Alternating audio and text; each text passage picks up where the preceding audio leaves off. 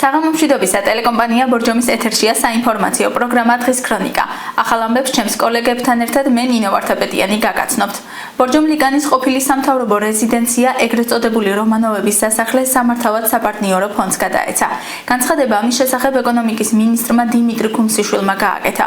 ქუმსიშვილი იმედოვნებს, რომ ისტორიული სასახლე დამსვენებლებისთვის საინტერესო ტურისტული ობიექტი იქნება.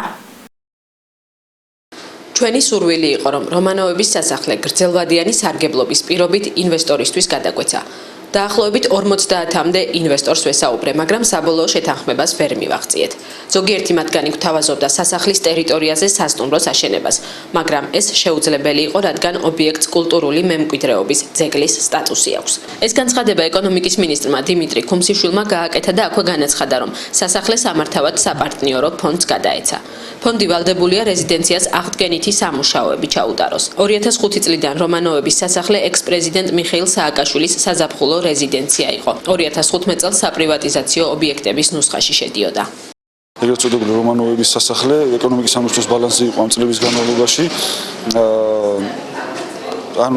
იყო იმის პრობლემა, რომ წყალი ჩადიოდა და გაანადგურა იქ რამოდენიმე მნიშვნელოვანი ექსპონატი და თვითონ შენობაც, მაგრამ შემდეგ მოხდა უკვე რეაბილიტაცია და წყალი აღარ ჩადიოდა, მაგრამ ეს უკვე რესტავრაცია არ მოხდარა. აღნიშნული შენობა გადაეცა მართვაში საპარტნიორო ფონდს და რა თქმა უნდა ეს ყველა კუთხით დადებითი საკითხია, რა თქმა უნდა იმას თავის სტატუსში შეუნარჩუნდება, მოხდება მისი რესტავრაცია, როგორც მინისტრმა განაცხადა და რაც ყველაზე მთავარია, ტურისტებისთვის ერთ-ერთი ყველაზე მნიშვნელოვანი და საინტერესო ობიექტი, ასე ვთქვათ, რომელიც ხელმისაწვდომი არ იყო, უკვე ალბათ რამოდენიმე ხანში იქნება ხელმისაწვდომი და ეს ერთიურად გაზრდის ტურისტების რაოდენობასაც და ვთქვათ, როგორც ტურიზმის კუთხით ბორჯომს. წლების განმავლობაში ადგილობრივებისთვის და ბორჯომში ჩამოსული დამსვენებლებისთვისაც სასახლეში შესვლა და მისი დათვალიერება შეუძლებელი იყო. იქნება ადამიანს დათვალიერება უნდა. მე მაგალითად ბორჯომელი ვარ და მინდა რომ შევიდე დავათვალიერო, მაგრამ არ მიშვები. ყველას უნდა რო ნახოს. ძალიან არასასურველი იყო, ბევრი სტუმარი ჩამოსული იყო და პრობლემა იყო შესვლა. თუ არა და ინტერესი ლიგანის დასახლებაში მეოთხე სამმართველოში სტუმრობა ხოლმე ძალიან ხშირად და ძალიან კარგი ახლა ეს ოფიციალურად თუ იქნება რომ შეხვალ როგორც მუზეუმი და ათვალიერებს სტუმრებს მიიყვან, არის ჩვეულებრივია მივესალმები ნამდვილად. ძალიან კარგი საშუალებაა ბორჯომელებისთვის და არა მარტო ბორჯომელებისთვის.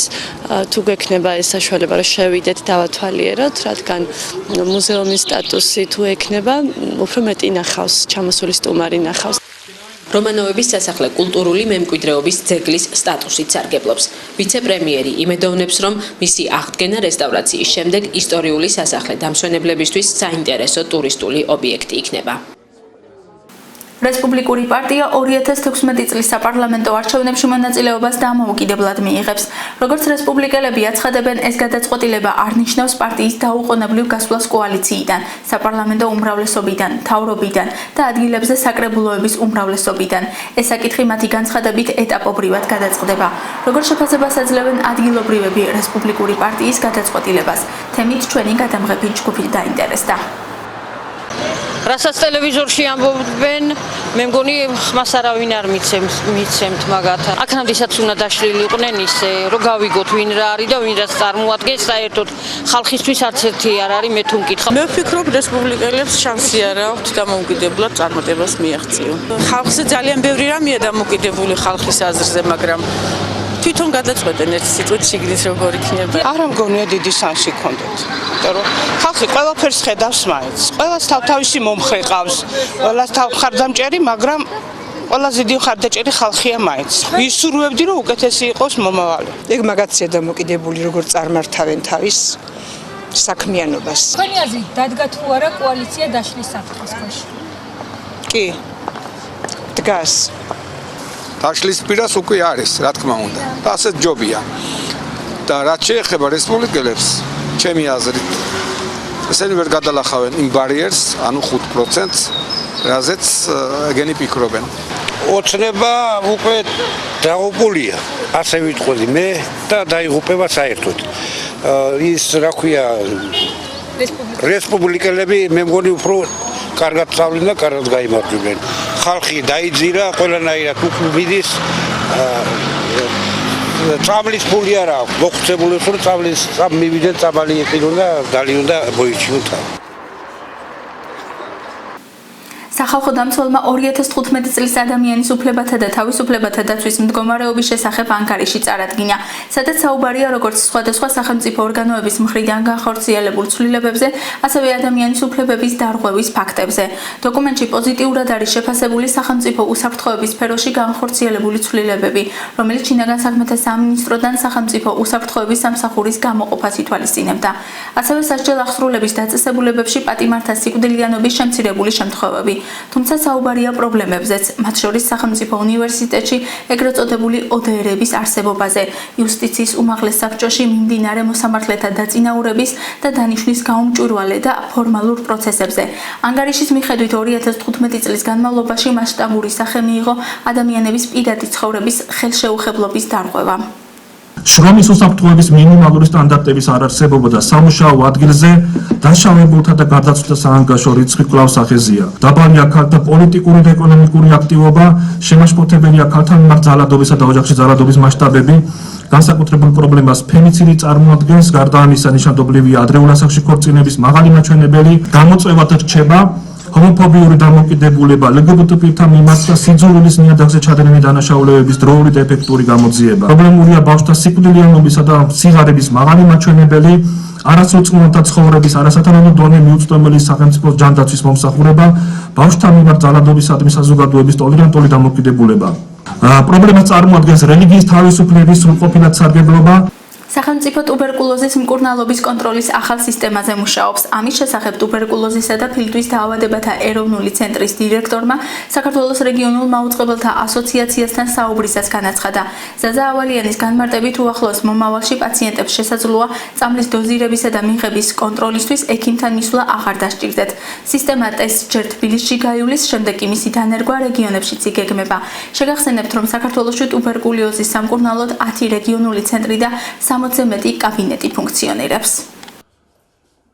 ეხლა ახალი მოდელი რას გულისხმობს, რომ დაინერგოს ეგრეთ წოდებული VOT სისტემა, ანუ ვიდეო მონიტორინგის ქვეშ არსებული სისტემა, როდესაც სპეციალიზებული მობილური ტელეფონით შეეძლება პაციენტს წამლის დალევის პროცესი გადაიღოს, რომ არ მივიდეს იმ დაწესებულებაში, ვთქვათ, უშუალო კონტაქტის გარეშე შეიძლება მან დისტანციურად განახორციელოს ეს მკურნალობა. ბუნებრივია ეს მობილური ტელეფონი არის ორიენტირებული მხოლოდ ამ ტიპის საქმიანობაზე და მკურნალობის პროცესის დასრულების შემდეგ ის საჩუქრადაც კი გადაეცემა პაციენტს. ნიადაგის ტიპები, კულტურათა დაავადებების გამომწვევი მიზეზები და მისი თავიდან აცილების გზები, რა მდგომარეობაა სამცხე-ჯავახეთში, რამდენად სწორად ატარებენ ფერმერები აგროღონისძიებებს, აუცილებელია თუ არა ნიადაგის გამოკვლევა, რა ჯდება მიწის ანალიზი და რა პრობლემებზე საუბრობენ ფერმერები. თემის დეტალების გარკვევას ჩვენი ახალციხელი კოლეგები შეეცადნენ. სოფელ სხვილისის მკვიდრმა ლევან სარქისიანმა საკუთარი მიწის ნაკვეთი უკვე დაამუშავა და აპრილის თვეში კარტოფილის დათესვას დაიწყებს. ფერმერი ამბობს, რომ უკვე მრავალი წელია ამ ადგილზე ერთი და იგივე ჯიშის კარტოფილს თესავს. მას სხვა ალტერნატიული ნაკვეთი არ აქვს, რათა კულტურათა მონაცვლეობა მოახდინოს. გარდა ამისა, არც ნიადაგის მდგომარეობას ამოწმებს. ამის მიზეზად კი ლაბორატორიებში გამოკვლევის ჩატარებისთვის დაწესებულ მაღალ ფაზებს ასახელებს. ლაბორატორია ვართ, არა, არც ვიცი ლაბორატორია სად არის.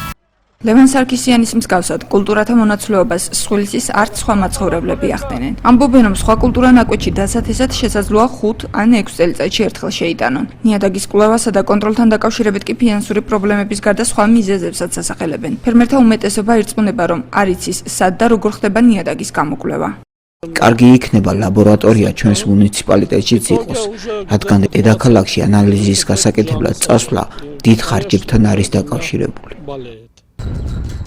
ახალციხის გასასვლელში მდებარე შპს მექანიზატორთან არსებული საინფორმაციო საკონსულტაციო ცენტრი ნიადაგს 2012 წლის მაისიდან იკვლევს. ლაბორატორიაში მიწა 5 კომპონენტზე მოწმდება. ფერმერთა მოსაზიდად თავდაპირველად ნიადაგის გამოკვლევა უფასო იყო. შემდეგ კი პროცედურების ჩატარება 15 ლარი გახდა. დღეისათვის იგივე 5 კომპონენტის გამოკვლევას ცენტრი ფერმერს 50 ლარს თავაზობს. ლაბორატორიაში აცხადებენ, რომ სოფლის მაცხოვრებლები სამცხე-ჯავახეთის ყველა მუნიციპალიტეტიდან აკითხავენ. მათი აქტივობა წელიწადში დაახლოებით 80 მომხმარებელს შეადგენს. გააჩნია რა კულტურას აშენებს, თუ ერთწლიან კულტურას აშენებს, ვეკითხები და უნდა იყოს 0 სანტიმეტრის სიღრმიდან. თუ მრავალწლიან კულტურას აშენებს, 40 ან 60 სანტიმეტრის სიღრმიდან უნდა ხდებოდეს ნიადაგის ნიმუშის აღება. ეს ხუთივე ადგილიდან აღებული ნიმუში ერევა ერთმანეთში კარგად, ტომარაში უნდა ჩაყარონ ან ცელოფნის პარკში, გადაურიონ კარგად, ამას ქვია შერეული ნიმუში და მოიტანონ ჩემთან.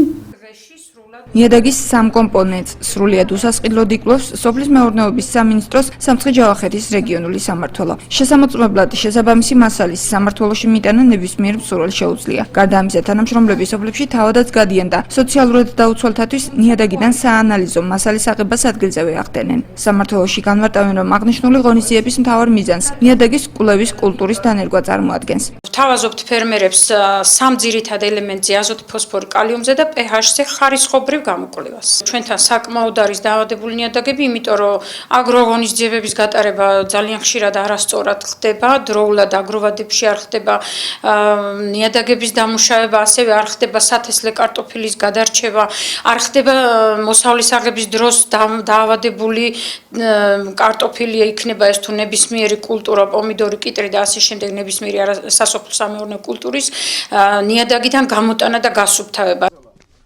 ნიადაგში რომ ყოველწლიურად კულტურათა მონაცვლეობა აუცილებელია, ამაზე ახალციხის სასოფლო საკონსულტაციო სამსახურის წარმომადგენლებიც საუბრობენ. ნუგზარ კაველიძის თქმით, ყოველ წელიწადს ერთი და იგივე კულტურის დათესვა ნიადაგს ყველა სასარგებლო ვიტამინს აცლის და გამოუსადეგარი ხდება, რაც პროდუქტის მოსავლიანობაზე უარყოფითად აისახება. გარდა ამისა, ნიადაგში სხვადასხვა სოკოვანი დაავადება ჩნდება, რაც შემდეგ ჯანსაღი პროდუქტის მიღებას ამცირებს.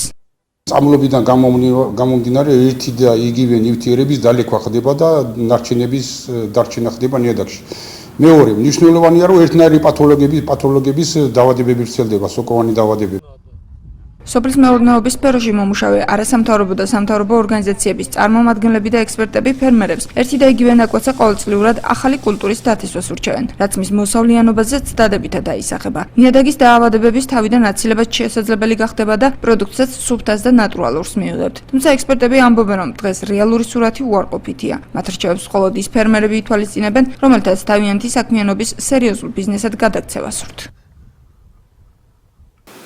ახლა ეთერში ამინდის პროგნოზის დრო ვნახოთ, როგორი ამინდი გველის მომდევნო 5 დღის განმავლობაში.